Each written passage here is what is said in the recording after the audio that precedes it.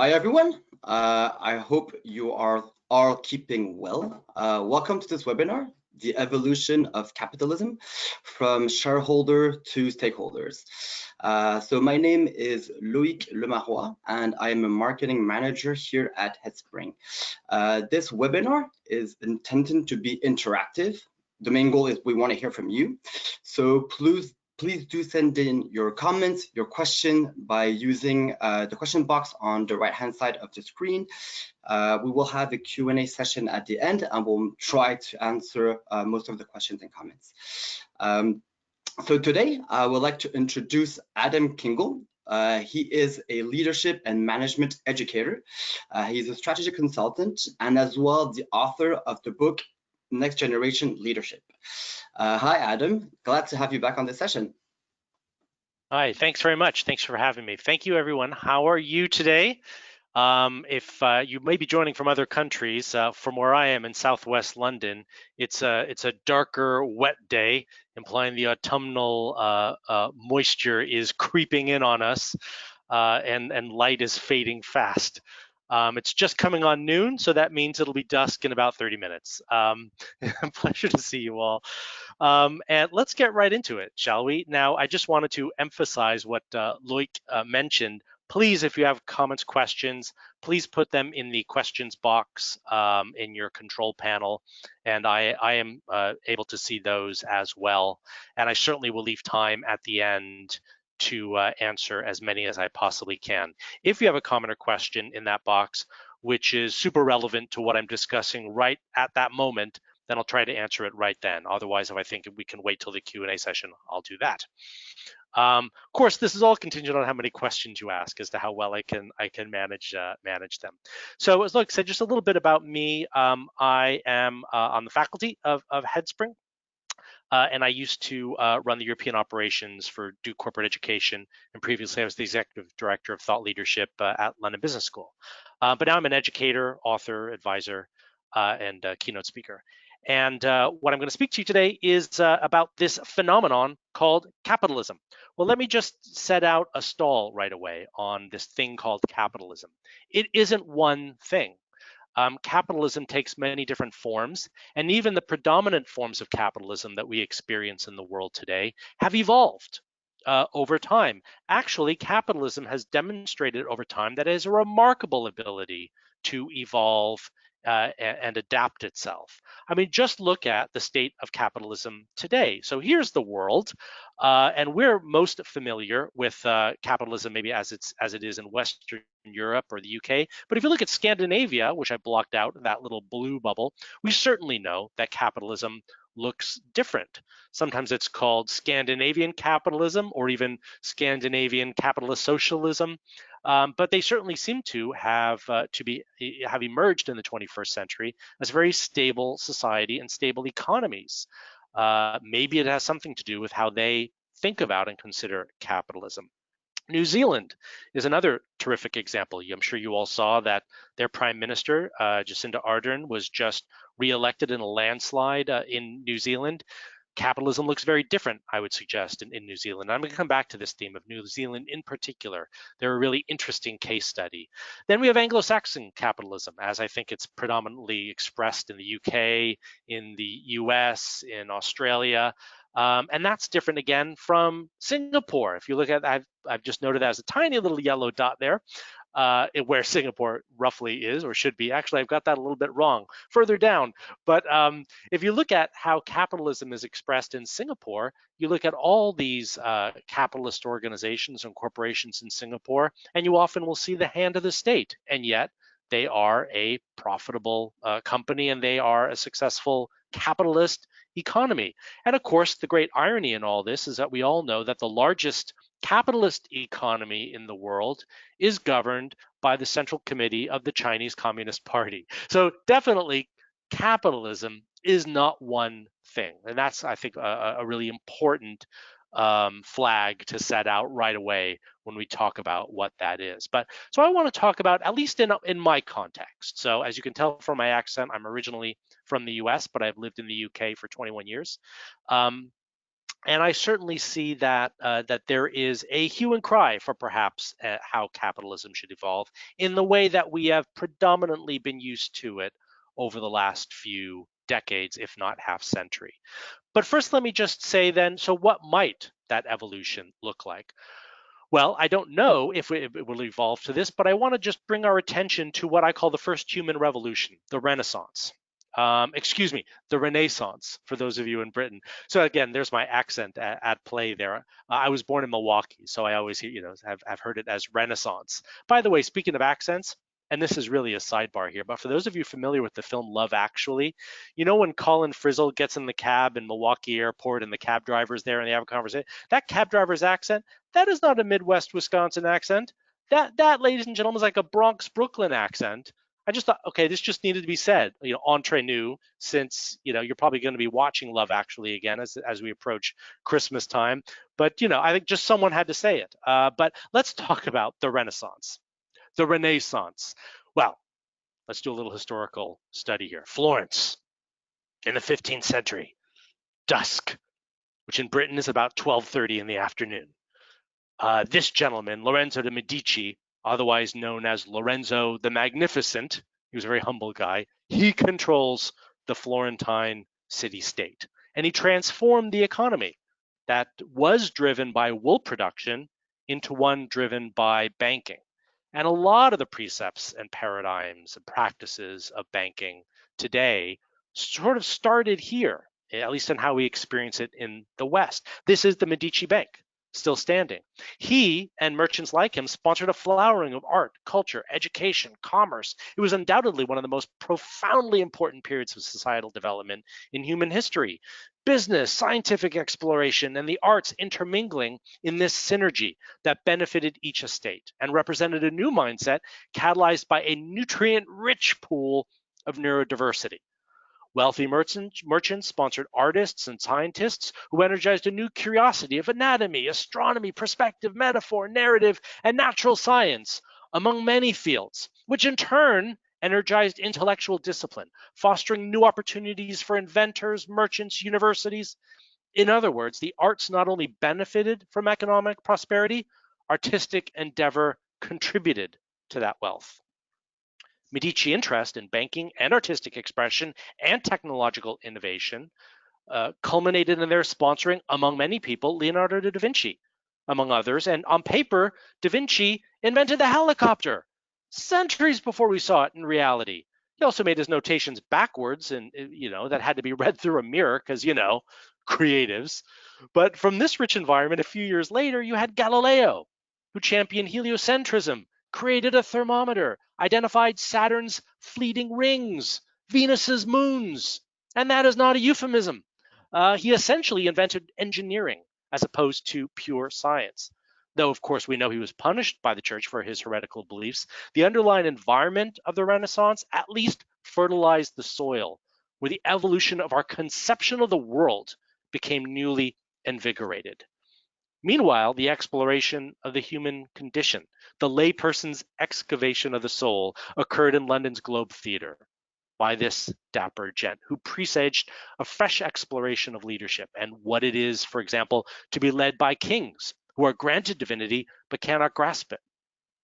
As his Richard II chides, "You have mistook me all this while. I live with bread like you, feel, taste, want, grief, need friends. Subjected thus, how can you say to me, I am a king?" Meanwhile, the exploration of the human condition was then reinvented in what we call the Industrial Revolution, right? Where we had a new conception of what it is to live and to work. Some of that was engineered by this gentleman, the father of scientific engineering, Frederick Winslow Taylor, who said, every part in that industrial machine is him or herself a machine. A human worker is a cog in the industrial factory. And so, the ultimate expression of that might have been found in Ford's car factory in Michigan, where Henry Ford himself said, "Why is it every time I hire a pair of hands, a brain comes attached?"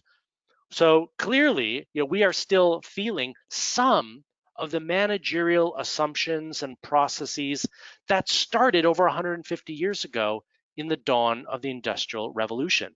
And despite the fact that we have the digital revolution that exploded the assumption of physical goods and services for currency as the only exchange of commerce, we did not significantly change the way in which we managed our enterprises. And so we still find company life at least slightly, if not significantly, inhuman. This was a Gallup survey of more than 100,000 employees in over 100 countries and industries, conducted about 2 years ago. Only 13% reported that they were engaged in their work. And that is after the nirvana that was supposed to be the digital revolution, the information age. And you look at this, you have 24% actively disengaged. So that doesn't mean like they don't like work, like they hate work. They would, given half the chance, they would sabotage their organization. And 63% just unengaged, like relatively indifferent about the prospect of work, or at least working here, wherever that may be. Sometimes the scale of this problem is not appreciated until we really visualize it. So let's say we have 100 people in our company. There they are. I've actually, have 100 little people there. And I asked, who was actively engaged in this organization? And this would be the reply. That's pathetic. Disgusting result.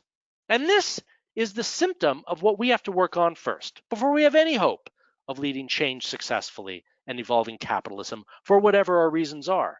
This engagement and the language of emotions has to change. We have to address the lack of humanity in our organizations, or we will never be able to successfully to address things like agility and innovation, some of the biggest hazards of our time. What many organizations tell me when I'm consulting with them or teaching is they say the three qualities we lack the most are innovation, adaptability, and inspiration. All of those, ladies and gentlemen, are human challenges. So the precepts and assumptions of the Industrial Revolution will not help us in this challenge.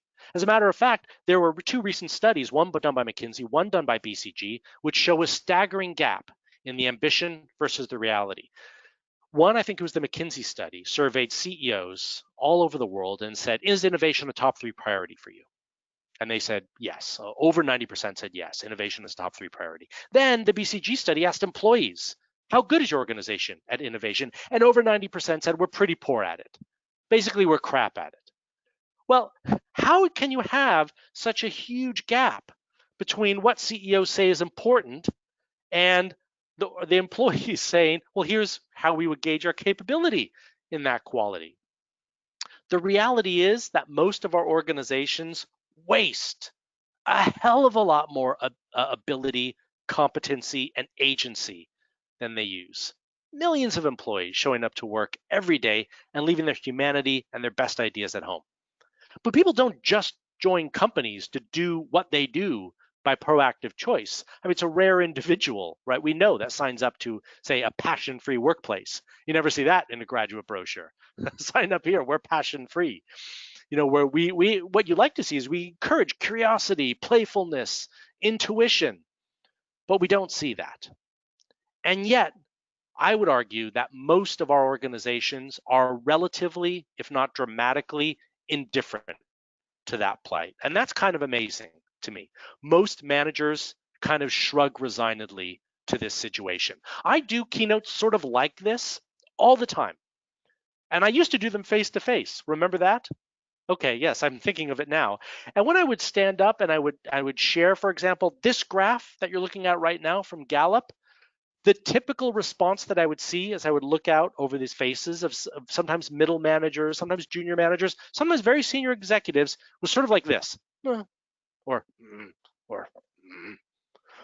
but basically shrugging, grunting, and squealing resignedly. Is that acceptable?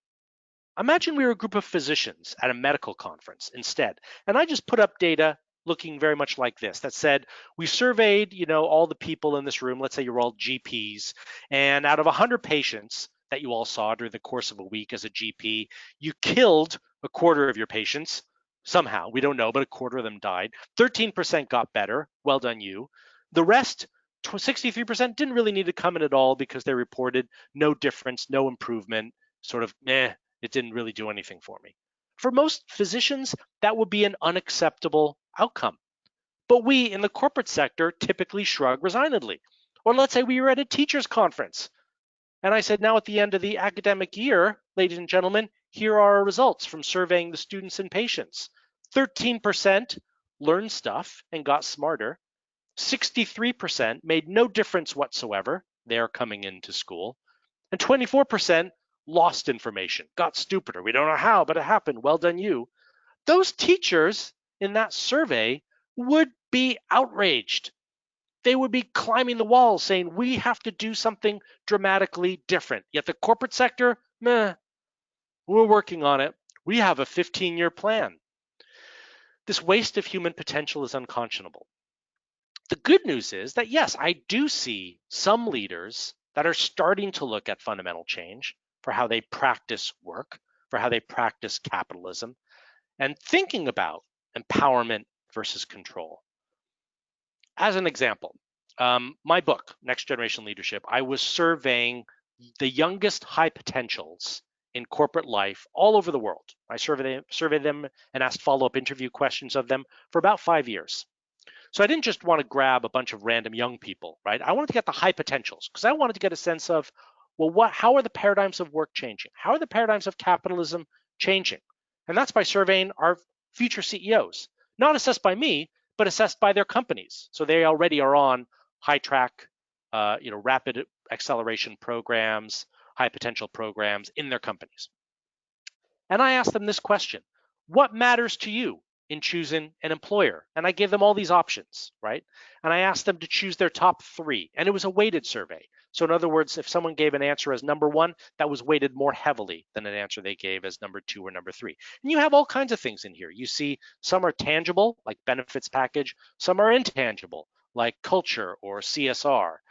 So all kinds of different things. And I said, what are your top 3? Here's a question I want to ask you. What do you think was the number 1 answer of Generation Y high potentials in 44 different countries around the world on every continent except for Antarctica?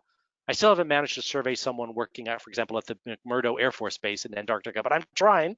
But anyway, it doesn't include Antarctica, but every other continent, 44 different countries, all Gen Ys, so in the people in their 20s and 30s, the future CEOs, the future scions of business, the future leaders of capitalism.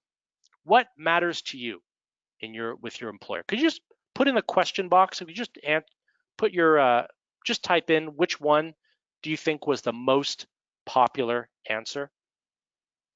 Because really, what I want to get a sense is where are we in this? And yes, I appreciate that some of you, maybe many of you listening to me are Gen Ys yourself. That could be so. Let's just see what you're answering. I'm not seeing your answer. Okay, here we go. We have, I think there are like 100 plus people. We have 1 answer. There's no way to be embarrassed here. Just type something in. I won't even call on any of you. So work-life balance, organizational culture, CSR. Okay, they're all coming in now. Someone asked, are they fresh graduates? Not necessarily fresh graduates. They might have up to 10 years of work experience, but younger employees. Okay, so CSR, culture is what many of you, work-life balance, culture, work-life balance, culture, and work-life balance with a little bit of CSR thrown in seem to be what you think is the number 1 answer. Let's see. The number 3 most popular answer were development opportunities. Okay, so I don't think it comes as a surprise that in our changing world of work, employees want to feel that they are being developed all the time. Part of that is because salaries, tangible benefits aren't what they used to be and haven't been for some time. For decades now, average incomes have not been keeping pace with the average rate of inflation. So real incomes have gone down significantly over the last few decades. And people I think are saying to themselves, well, if that's not going to change, at least I want to get something productive out of work. So at least hopefully that will catapult me into my next opportunity, maybe a better paycheck, or maybe a more senior responsibility, or a more interesting job. So they want development all the time, at least among Gen Ys, right? And the good news for many of you looking at this and going, yeah, but right now we're in a pandemic, we're in a recession, that's all very expensive. They do not mean when they say development opportunities that it has to be an expensive development initiative. It can be something relatively inexpensive or even free, like coaching or mentoring or shadowing or international secondment or whatever it might be, or a more senior project to work on, or access to more senior leaders in your organization working on a project. So there are a lot of things that they were very adamant that they said this doesn't necessarily mean something expensive. Number two is culture. So well done, all of you. Most of you were right on there. That was very important. What does it mean to work around here? But let me give you the best definition of culture that I have ever heard, because it's simple and elegant, and it's a two-word definition. And I think it's so true. And it's more of a sociological versus a psychological definition of culture, which I think is appropriate. And that's shared behaviors. That's it. Shared behaviors. Because if you think about how do I experience culture, it's experienced. It's what I observe. It has very little to do with the words on a page. If a company says, here are our values, right? Well, unless I can experience that, unless I can observe that, those mean nothing. They are but words on a page. Too often, statements of culture or mission or values are crafted carefully and expensively by communications consultants for those organizations, right? To create things that sound good, not anything that's authentic to that organization. So actually, here's a really interesting statistic, which I think bears this out, or a really interesting answer. Another question that I asked these young employees in my surveys: what do you most wish that a potential employer asked you in a job interview? And it's a question that almost never comes up. So that's the thing they're looking for the most, almost never comes up. And that is, would you like to see where you'll be working and who will be around you? Back in the days when we worked in an office. Think about that. What they really want to know is, what is the culture going to be like, right? What personalities and behaviors and interactions and communications will I be experiencing? So, think about that. That's a really easy win in terms of when you're doing graduate recruitment. And even when we're still in a virtual world, you could still say, well, as part of this interview, after we're done with this job interview, we'll then, introduce you like 5 minutes each to meet the people who are in your team or who will be working immediately around you. Number one answer, and some of you did say this, was work-life balance. Now, we need to talk about work-life balance because there's huge misconceptions around this phrase. Here's what I discovered, which was fascinating. Maybe for me was probably personally the most fascinating outcome of all the research that I did. What I found is that when people say work-life balance, it's often a very emotional topic, right? People get very upset when when an employee comes up and says, I need more work-life balance. What I discovered is that part of the reason for that is that there is semantic discord between generations about this phrase. In other words, generations conceive of this term in different ways. They have different definitions of the phrase. So of course it creates emotion and dissonance because we're talking at cross purposes. Here's what I mean. And of course, when I'm talking about generations, of course, that means inevitably I have to generalize. So this may not be true for you or other people in these generations that you know. I get that. But these are trends. So clearly it's useful to understand trends in order to better manage and lead our organizations, right? I hope you agree with me on that. So when baby boomers and Gen X's say or hear the phrase work-life balance, they typically think of that as a when statement. In other words, if someone asks me for work-life balance, they want to work fewer hours. When? Right? Less time. Therefore, they're lazy. I put in my dues when I was their age. They don't want to put in their dues. They don't want to put in the hours. So they're lazy. Blah, blah, blah, blah, blah. And then you get this misconception that Gen Ys or millennials are a lazy generation. When Gen Y talks about work-life balance, that is a where statement. In other words, technology, just like this, allows me to work anywhere, anytime. So, pre-COVID, so why are you saying that I have to come into the office 8 to 12 hours a day, chained to my desk, FaceTime culture, don't leave until the boss leaves, when I can do it anytime? I'm going to put in the time, but what is all this with, sitting chained to the desk? I heard so many companies tell me pre-COVID, well, sure, we can let people work from home, but they won't be as productive. Well, we've already shown that that's not true. And your personal experience may be different, but the UK government, as well as an HR consultancy, did a survey of a number of companies when we were at about the halfway point between when it started, COVID lockdown started in March and today, asking companies, are your employees less productive, equally productive, or more productive since lockdown? And the majority answered equal or more productive. So many said more productive. This doesn't surprise me at all. And of course, I know that there are some industries and functions where it just doesn't work working virtually. Of course, I get that. But we know that for the majority of UK industries, you can work from home. And a lot of those organizations that for years or decades were saying working from home doesn't work, well, I think lockdown has proven to them that they had that wrong.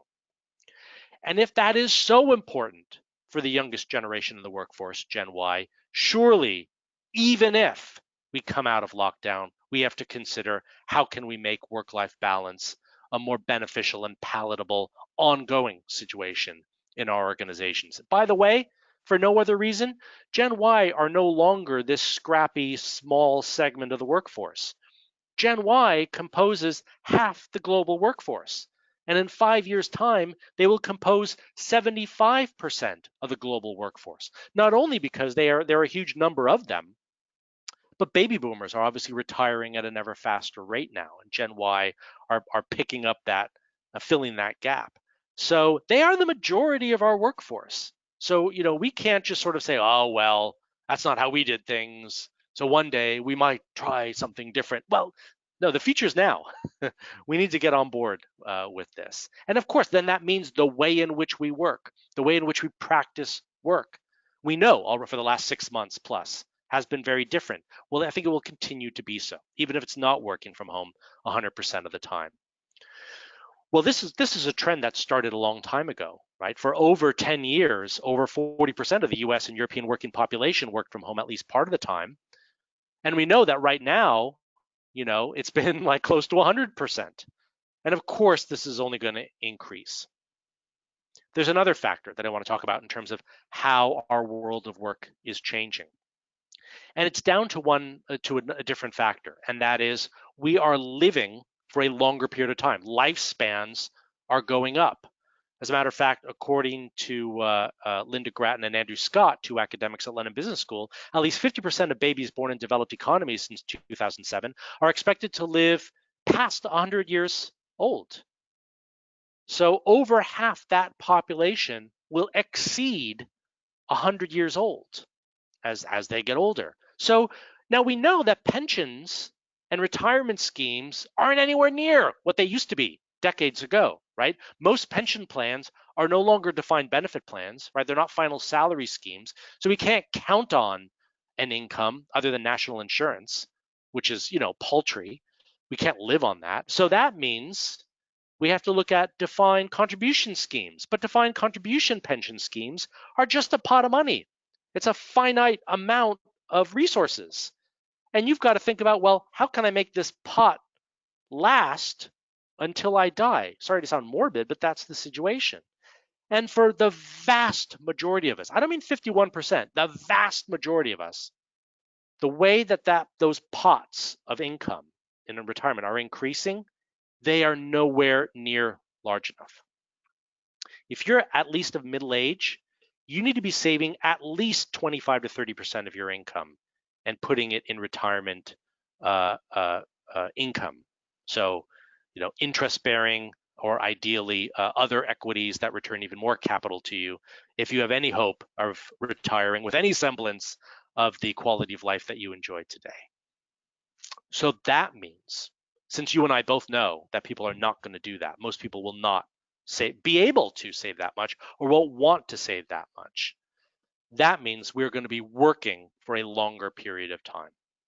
So I know that if I'm going to live to be over 100, I probably will have to be in the workforce until I'm in my 80s. Sorry to sound depressing with that, but them's the facts, as they say. So that means we have to think very differently about our workforce, right? We're not, rather than people retiring between, say, 60 and 68, we have to be thinking about 80 to 88 in just a couple of decades. And that means that we're going to have an older segment of the workforce that we maybe don't see very much of, and we're going to see more generations in the workforce. At the moment, we have about 3 generations in the workforce. Over time, we're going to have 4 or 5 generations in the workforce because people will not be retiring between 60 and 65. And what that also means is that as people get older, they realize they're going to be working for longer, and they're going to be looking for other opportunities, other enjoyable work things that they can be doing rather than one simple career ladder, right? Why would they do that? Because it's interesting, which is a human thing, curiosity, right? So if I know that I'm going to be working for over 60 years versus my grandparents who only had to work for 35 to 40 years, if I'm going to be working for 60 years plus, I can, for example, educate myself, qualify, and be a lawyer for 30 years, and then leave that and then educate, qualify, and be a doctor for 30 years. Why not? Not different jobs, totally different careers, even highly qualified, highly credentialized careers.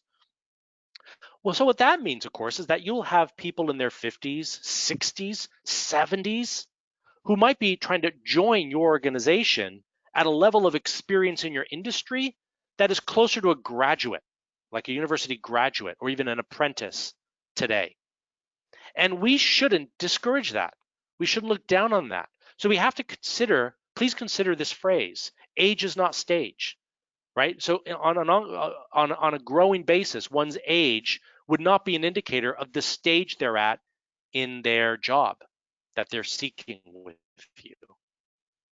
Because that might be a really, truly exciting thing to reinvent oneself, even if one is in one's 50s, 60s, 70s. And we shouldn't discriminate. We all know this, right? Intuitively. But do we really mean it? Will we really take a 60-year-old job applicant seriously if they're applying for a graduate position? We really should, I would argue. So some key points here. This means for us as businesses, we have to think much more about intangible assets, development, career aspirations, career reinvention, regardless of age. That because careers are nonlinear and careers are not necessarily for life. So the whole 3-stage career of educate, work, retire is a dying concept. So work is evolving to being a constantly adaptable, constantly evolving thing. Much like the way we experience work in our industry, because everything is changing all the time anyway, in terms of ever faster changing customer segments or new customers, new competitors, disruptive new competitors, startups that are all of a sudden challenging large incumbents. So just as all that disruption and change is happening in terms of our ability to earn a profit, so too is we have a constant and ever faster evolution in how we think about how we work in order to achieve those profits. So this is just a little summary of a lot of my points. For those of you in HR or who want to keep your high potentials or your high performers in your team, it's really important to consider how you're attracting the best people in your organization. How do you keep them? Where are you finding them? So again, are you only going to graduate recruitment fairs? Where else can you be looking? And how do you let them go elegantly? So again, if people are going to be working for 60 plus years, maybe that means when they leave, there's a chance they can come back a few years later. And you get a second bite of the cherry, as it were, maybe 3 times. Professional services organizations like management consultancies, accounting consultancies are world class at this, about cultivating an alumni network of their employees and former employees, because they know that like, for example, if a consultant at Accenture, McKinsey leaves, A, they may become a client in short order, or B, they're going to be gaining all kinds of different experience in different industries or functions, gaining leadership development, which McKinsey didn't have to pay for, and then one day they may come back with all those extra benefits and assets as part of the offer that they're making to the organization. And then they rejoin. Maybe now they're a partner. with all this extra experience. But again, far too often as organizations, we don't cultivate our alumni. It's sort of like, oh, you're resigning. Okay, well, turn in your key. Don't let the door hit your ass on the way out. We can't afford to do that anymore. If those are high potentials, we need to be explicit that there is a path back for them. And even if they choose not to come back, what are the benefits of keeping in touch with them? Because as I say, they may be clients, they may be partners, they may be suppliers, they may be customers, you name it. Now we know that there are disadvantages, right? Again, to how we work and where are the boundaries between work and life. And our priorities, as a result of all kinds of shifts in society, are changing. There was a really interesting survey done in Europe asking what thing in your life can you not live without? And people could give multiple answers. So when I show you the results, they don't add up to 100, okay? So people could give multiple answers. But I want to know, please put this in the questions box. What do you think is the number one thing people answered in terms of what they couldn't, what they absolutely couldn't live without? Could you just put in there what you think the number one answer is? Or just put what it is for you. That's easier, right? You don't even have to guess. Just say what it is for you. The one thing you can't live without. Just type it in. There's no right answer here, right? Or wrong answer. Just whatever you think. Number one thing, can't live without. Family. Thank you. Family. Oxygen. That's a good point. We have a doctor in the house. Yes. True. Okay, what else? I'm waiting for someone to put gravity. Actually, you can live without it, right? People on the ISS have done inspiration. I love that answer. Friends, health, other people. Yeah, that's something we're probably missing right now, isn't it? Devices, for sure. Exercise, I'm with you there. I have found that one of the biggest bombs for me since lockdown is I started a workout regimen every morning when I wake up. Water on the face, brush teeth, and then do a workout. And I find that helps not just my body but my soul and energy for the rest of the day. Okay, well, this might depress you a little bit, and for which I can only apologize, but here are the answers. Can't imagine life without. The fourth most popular answer is my partner or spouse. Eek! Number 3 answer is my car. So maybe if your partner or spouse is at home right now, maybe just turn your screen away now so you don't depress them. I mean, that's bad news, isn't it, for partner or spouse? Number 2 most popular answer, the internet. And the number 1 answer people couldn't live without is the dreaded mobile device. And we know that this is so, right? As a matter of fact, there's another study that was done which asked executives, do you take your mobile on holiday, your work mobile on holiday with you? And of course, as you know, like 85% plus said yes. And then over half of that group were asked the question, but do you lie about it and hide it from your spouse and family or partner when you're on holiday? And the majority said yes. So I take it with me and I get up early so I can hide in the bathroom to answer email. I mean, that's just sad. But that's the nature of how work is evolving. So this whole point about, well, you have to, it goes back to the point about working from home, right? You can't work from home, you're not productive. Well, we know that because we have this dreaded device with us all the time, we are always working all the time. So it's not just about working from home in terms of having some semblance of work-life balance. It's also weaning ourselves off of this and turning off and tuning in to family and friends, as you have said. I know someone said, Veronica said, car? Maybe not in London. So I lived in Los Angeles before I lived in London. So you had to have a car to get anywhere because it took like you would be on a 1-hour bus trip to get, if you know LA at all, to get from Westwood to Santa Monica, which is just a couple miles. It would take less time to walk that amount of time. So I knew after 6 months living in LA, I had to get a car. When I moved to London, I swore after driving like 4+ hours a day every day in LA, I swore when I moved to London, I would never own a car. And I still don't own a car. I never will, as long as I live here, because I don't need it. So some of that might be just an issue of where one lives, right? And how good public transportation is, and whether you live in an urban, suburban, or rural center. But yes, number 3 most popular answer was car. And of course, as a result, also another malaise of our time is that over 50% of the population of Europe suffer from a genuine phobia, like any phobia, fear of spiders, arachnophobia, or agoraphobia, you name xenophobia, whatever horrible phobia we have, over half the population of Europe suffers from nomophobia. What is it? It didn't exist decades ago. What is it? Fear of what? Just answer, put it in the question box. What do you think it is? And don't check. Don't do a Google search. Let's play fair. Nomophobia is fear of what? What do you think it is? Quiz time.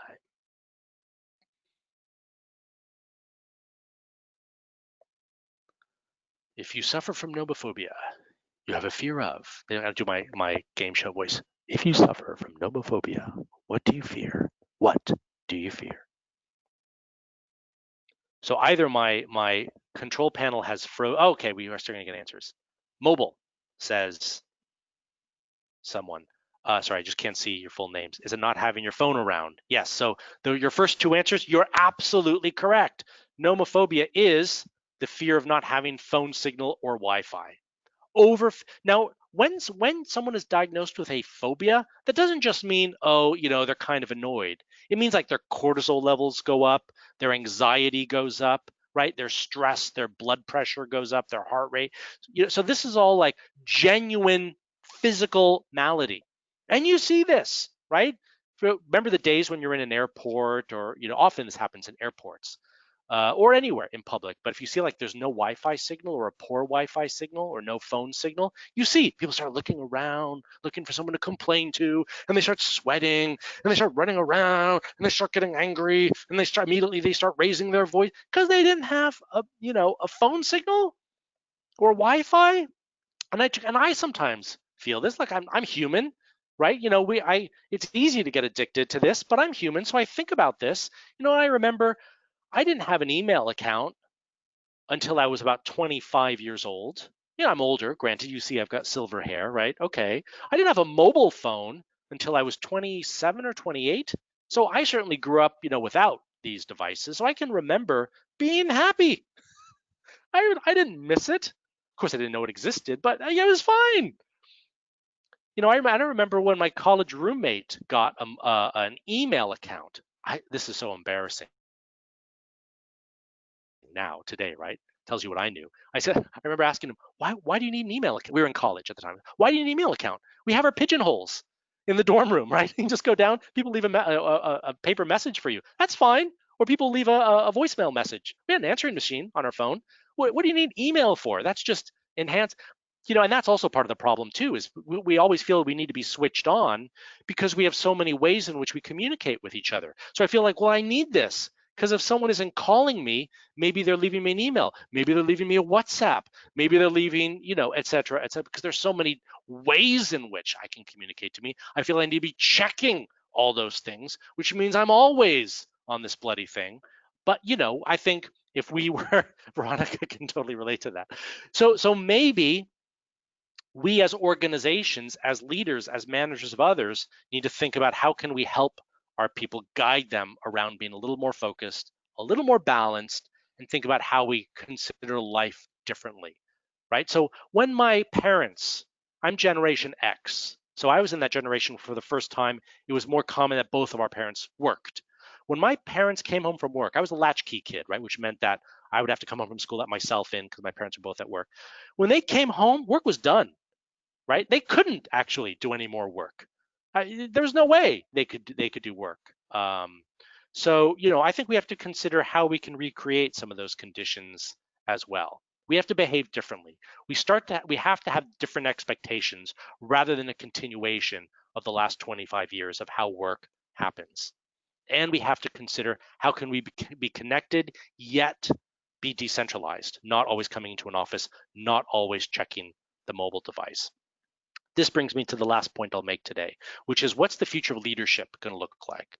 So if capitalism will only evolve if our future CEOs, if the preponderance of our CEOs, the dominant number of CEOs in the world, have different paradigms about work, how work happens, or what the point of work is, what the point of companies is.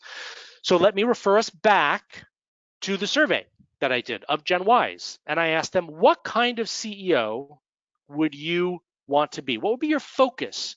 What would be your mantra when you become the CEO of your organization? And remember, these are the most likely CEOs of the future. These are already the high potentials in their organizations. So what would be that thing you would always say when you wake up in the morning in terms of what I want to do with this business that I am ultimately accountable for?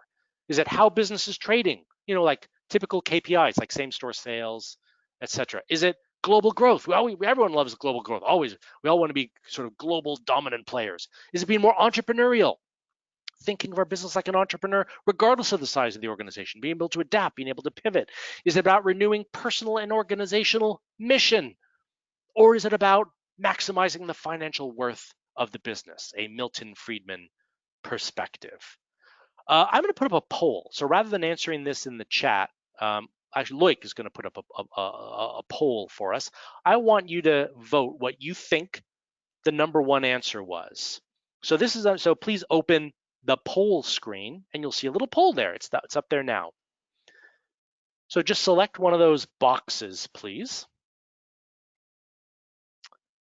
Under polls, you can see one of the says polls 1 of 1. You can only vote for one. You can only vote once, please. So we're getting, at the moment, a fairly even distribution of answers. What do you think the number one answer was of Gen Ys, so people 18 to 37 years old? So not always just, graduates, right? If you're 36, 37 years old, you're probably a mid-level manager, at least by now, if not CEO or chief something, CXO in your organization. Okay, so the numbers are changing. Okay, let me just share where we are at right now. 0% said how business is trading, 9% said global growth, 39% said entrepreneurial perspective, 43% said mission, and 9% said financial worth.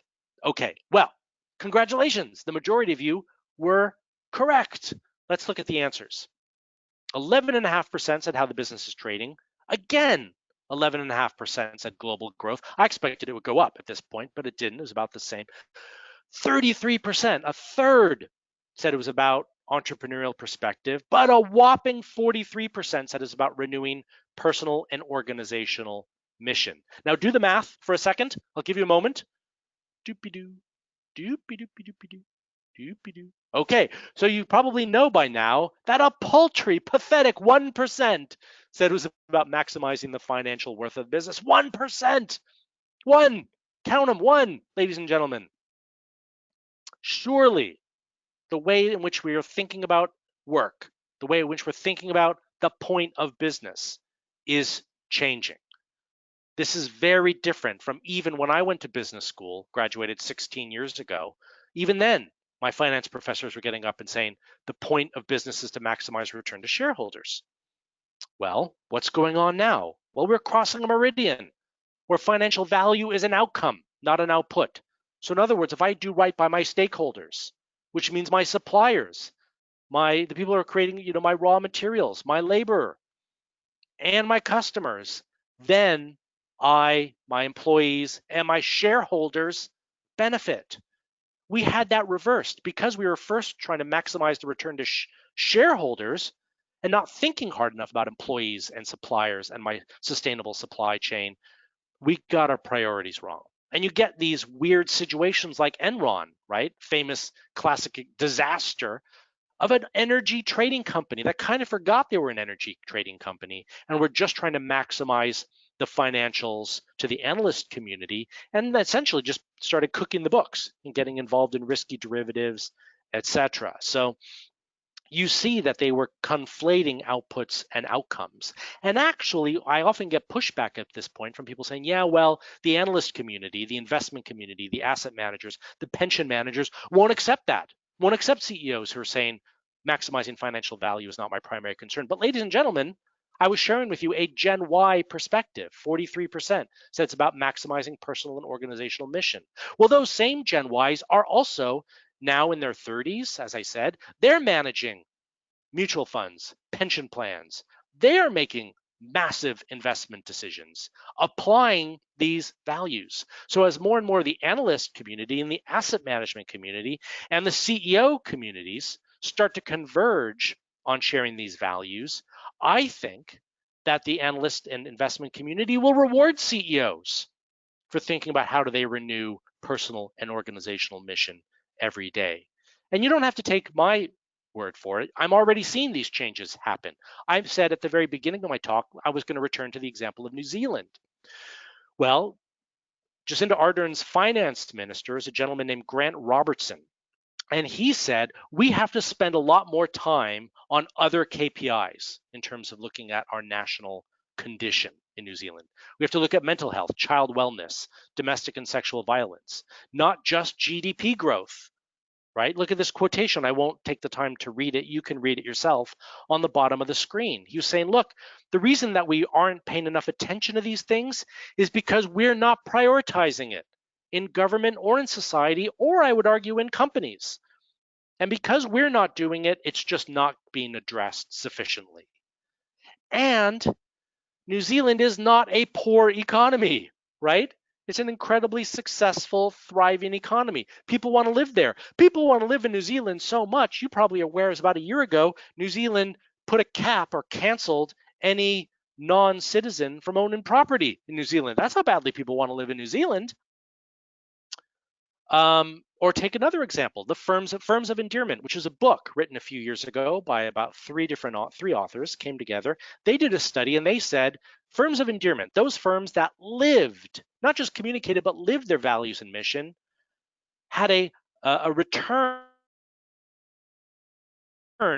that exceeded their competitive set in publicly traded markets by a factor of 10. So the firms of endearment returned over 1,000% to their investors over 10 years, whereas the S&P 500 was a little over 100%. So 10x improvement. So these things are not a trade-off. So if there's one thing I'd like you to dwell on and reflect on after we leave each other today is financial return and living one's values and mission a trade-off, or do they work hand in hand? Until we change the assumption that it's a trade-off, we are holding ourselves back. Take one more example, because I desperately want to convince you of my point here. Look at USS, which I think is the largest pension fund in the UK. It's one that I belong to because I work for different universities. So my pension plan belongs with the university superannuation scheme in the UK. Huge pension plan. And they have investments that I can do for my defined contribution part of my pension. And here are just three. One is UK equities pension. That's one investment plan. Or I can do global equities, or I can do ethical equities. Now, until recently, I think we would have assumed that if I'm investing in the ethical equity fund, I'm going to have to make a trade-off decision. Because I believe morally I should be investing in the ethical equity fund, I'm going to be taking a lower return than if I invested in global equities or UK equities. But you can see, again, the reverse is true. These things go hand in hand.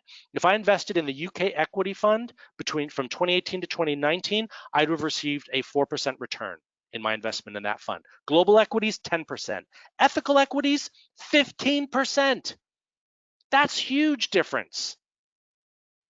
So the moral decision, the mission-oriented decision is also the profitable decision. And there's all kinds of other studies that I just don't have time to share with you today. But I would argue this is a sea change, not just from how academics used to talk about how capitalism is practiced and how markets work and the psychology and the behaviors of finance and investment, but it's also a sea change in terms of how work happens in our day-to-day. We are now at a critical point where the tectonic plates are shifting beneath our feet. It's no longer some point in the future. We have to consider that currently, on the whole, you may be different, and if so, I hope that that is so for you. Work life is not livable. We have to make work life a life worth living. With that, I will pause and take some questions or comments. If you did want to follow up with me, there are all my details below, my website, my Twitter handle. Twitter handle, as if I'm a biker. But so it was a great pleasure to speak with you, ladies and gentlemen. And Loic, it'd also be helpful if you could help me just curate some of the questions, because I'm having a limited vision here, but happy No, that's to fine. answer a That's fine. couple. Thank you all very much, ladies and gents. Sure. So we're actually going to open the floor for questions. I have one here. Just open this window. So with the Generation Z now entering the workforce, how do their value differ, and what can we expect? Yeah, it's a great question, right? Because Generation Z or Z is about to enter the workforce. Now, obviously, there's a lot of people who write about generational theory. So therefore, the birth years that people say a generation is in, so it will vary a little bit, sometimes significantly, from researcher to researcher, author to author, journalist to journalist. So there's some disagreement about when Generation Z begins. According to my own research, I was trying to find what is the preponderance of evidence. Gen Z are not quite yet in the workforce, but about to be in the next few years. Anyway, they do have different paradigms, actually, for looking at our students at school right now. So because Gen Y were a little bit more around kind of live for today, investments and savings are going to do nothing for me. They don't like to own things. Gen Y are much less, they're more reticent about taking on mortgages, more reticent about taking on debt, more likely in terms of not owning as much. They'd rather buy like a single use packet of herbs or spices rather than try, buying a huge jar, even though that's, cheaper per unit, per serving, because then they have to find somewhere to store that, right? Or when they move, because they're renting, they have to, take all that with them. So they'd rather just buy a one serving size of hot sauce or spices or whatever. But that's different from Gen Z. Early indicators are that Gen Z are much better savers. And that's partially because of this. Every generation is defined by the context in which they were raised. That's what defines a generation. It's not the birth years per se. That's why not every generation is defined by like 20 years and then it's a new generation automatically. No, when the predominant paradigms, like how the economy is doing, what's the political situation, is it a time of unrest or stability? Are institutions such as corporations and churches being held up, or are they being taken down or discredited? What are the predominant parenting paradigms? How do people invest and save, etc.? All of that defines a generation. So sometimes a generation is a fewer number of years, like with a 16-year span, sometimes a 20-year span, sometimes a 24, 25-year span. Anyway, one of the factors is that often a generation responds to and often contradicts the generation just ahead of it. In other words, they see the shadow side of some of the choices that the generation just ahead of them is making. So they make some dramatically or slightly different choices. So because Gen Y are not great savers, Gen Z will be better savers, for example. So if you're a financial services company offering like mortgages and loans, student loans and things like that, you will probably have better luck with Gen Z than you may be having with Gen Y is just one factor. Also, what's interesting is that generations have often slightly more resemble not the generation ahead of them because they're reacting to that, but the generation above that one. So in other words, Gen Z might be more like Gen X, if that makes sense. Just as Gen Y, are maybe more like the generation just before the Second World War, which was a little bit, going through the Great Depression, because of course Gen Y have gone through two recessions, huge recessions in their early careers. So they're a little bit more, devil may care, damn the torpedoes, and live for today. And I'm exaggerating a little bit, but I'm trying to make a point by being as clear and succinct as possible. I hope that helps to answer your question, but I can go on forever on this, as you can tell.